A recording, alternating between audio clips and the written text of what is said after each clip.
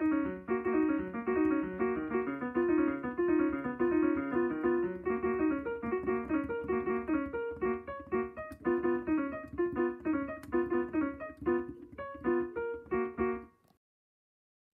Robert. Hello, hello. How are you doing, sir? I'm fine, thank you very much. But how are you yourself? I'm not too bad, and I do have to say, you're a person that never seems to go off the TV screens. I happened to sit down yesterday, ITV4, and an episode of The Saint came on from 1967, where you just got blown up. That sort of thing happened to me regularly at one time. I think in the Avengers, I got assassinated, I think, by one of my own inventions. Yeah. So, you know, that's show business, you see. If they needed somebody to bump off, Robert Gillespie was the man in the 60s. Well, there was an interesting phase. The thing was, you know, it's hard to get into mainstream television and movies. And in fact, that was a curious phase when I simply took whatever was available. Very often it was parts like that. And one of the things that I seemed to be in danger of being typecast for almost was small-time crooks. Yeah. But what rescued me was situation comedy, of course, because once by sheer chance, you know, you get a casting call from the BBC, and somebody says they're looking for, you know, etc. Somebody with a French accent in this case, actually, and you go along, and then suddenly you find that you're being asked to be funny. Well, that suited me enormously, and that changed everything. After that, I didn't often get, you know, just bumped. There is a professionals in which I'm bumped off in the pre-title sequence, but I later got another professionals in which I have a rather nice part, except that again, it's a small-time criminal. But then, you know, I look like a small-time criminal, so that's... You were born in France, weren't you? I was, yes. It was just one of those things. My father was a Canadian, and he was working for an agricultural machinery company. He was an accountant, and he was based in France. He spoke perfect French, perfect German, and so on, but he was a Canadian. And he was also an optimist, which in Europe is, you can die being an optimist, because as the war clouds loomed over Europe, he tended to say, oh, to blow over, you know, it won't last, you know. I mean, it looks ominous at the moment. And then, of course, the war began, and the German army started to march. And he said, oh, the usual thing, it'll be over in 6 months. And then suddenly, very late in June 1940, panic, and everybody started to get out, especially if you spoke English. I didn't speak a word of English. I was a French boy then. Right. But he, of course, would have been interned because as a Canadian, he was a British subject at that time. He suddenly twigged that he'd end up the whole of the war in prison, if not dead. So we hastened to the coast and got the last passenger ship out in June 1940. So I arrived here not knowing a word of English, but we went wherever my father's work took him, which was near Manchester. And that's where I went to school and everything properly. I started school in France, actually. Yeah. But so that's that story. What gave you the bug to get into acting? What was your interest in that? Well, again, it was, I remember singing the Marseillaise at my primary school.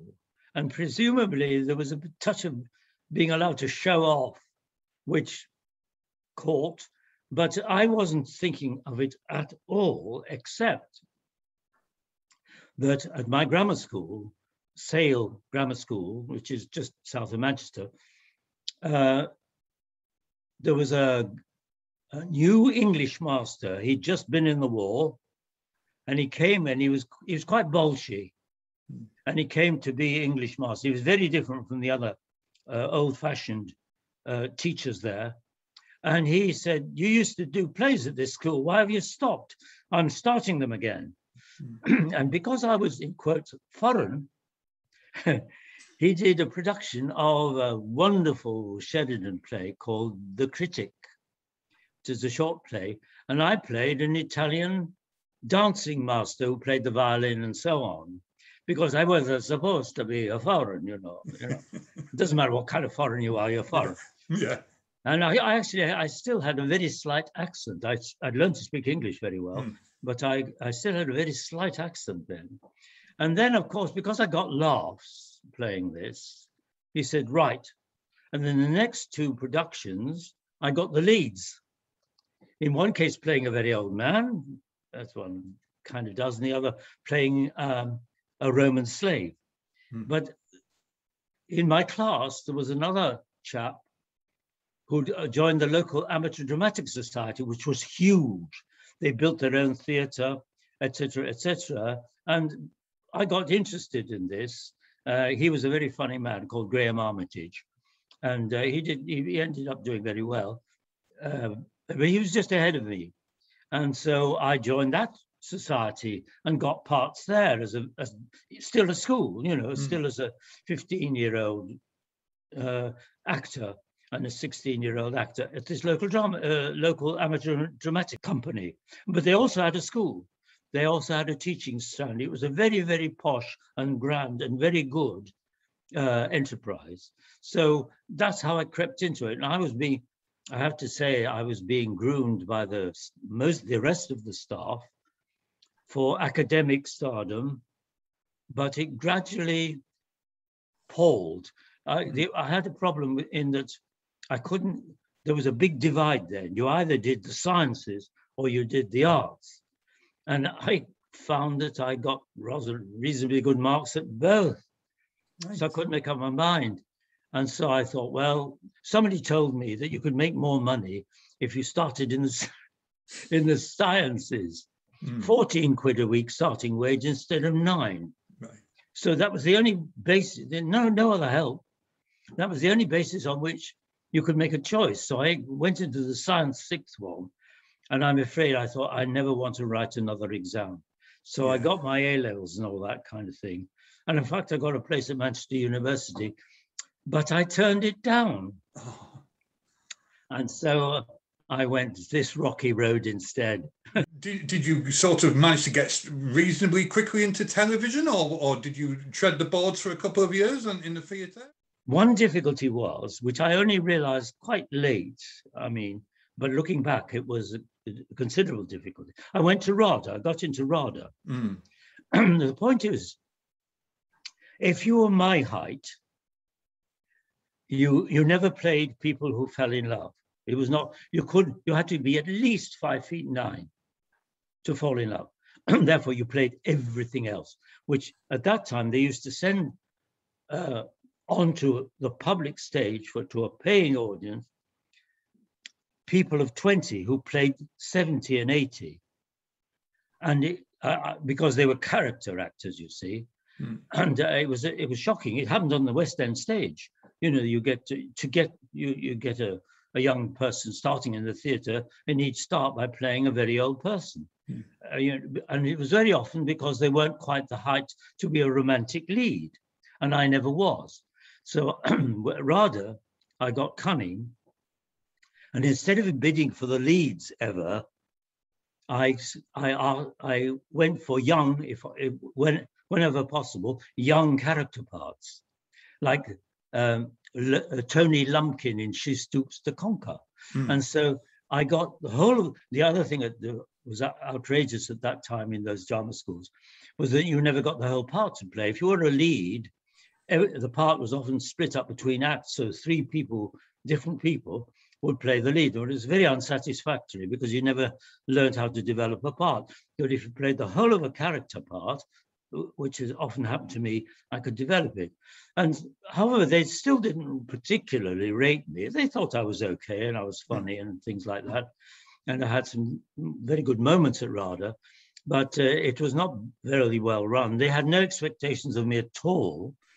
But what happened is that complete fluke, there was a notice on the board which says that the Old Vic Company is holding auditions for its new Shakespeare season. They're going to do all of Shakespeare in 5 years. And there's a man called Michael Bentall is in charge. So I, without any help or encouragement, I just applied. Yeah. And I just went quietly to an audition and I was asked to join the company. So it was an extraordinary fluke.